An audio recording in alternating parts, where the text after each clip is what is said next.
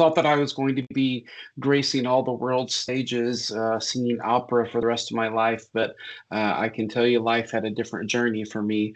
I was not really prepared for the materialistic kind of thought process when it comes to music and opera, and they're more worried about the way you look and the way you sound. So I was like, well, I'm not going to kind of settle for that kind of materialistic kind of, transactional feeling. So I said, well, I need to figure out what I'm going to do for the rest of my life to pay the bills. So I decided that I was going to go back to what I knew I could do, which was teach. I was actually a consultant in my undergraduate years to help pay for school, along with the scholarships that I had. So I knew I could always deliver information. I knew I could work with adults and teach. So I went back to that and started working for an organization.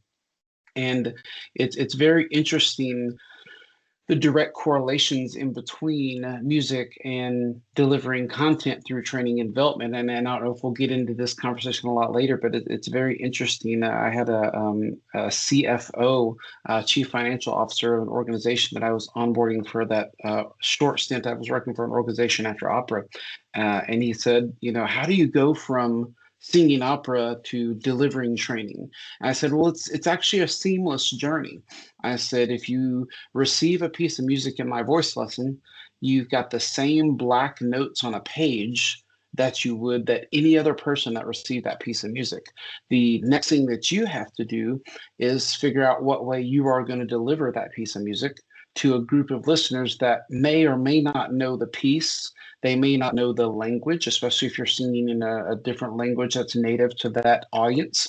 So you have to figure out, how can I deliver that in a way that they're going to understand it? So translate that to learning and development.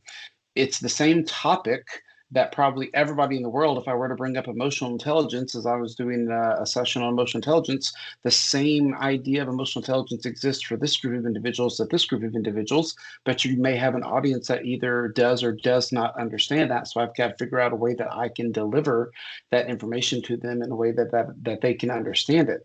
And the CFO looked at me and said, well, they pretty much are the same thing, aren't they? You sold me on it. So it's very interesting that how much correlation I think there is in between. But I do attribute a lot of my music career and that creation into actually my success that I've had in learning and development as well.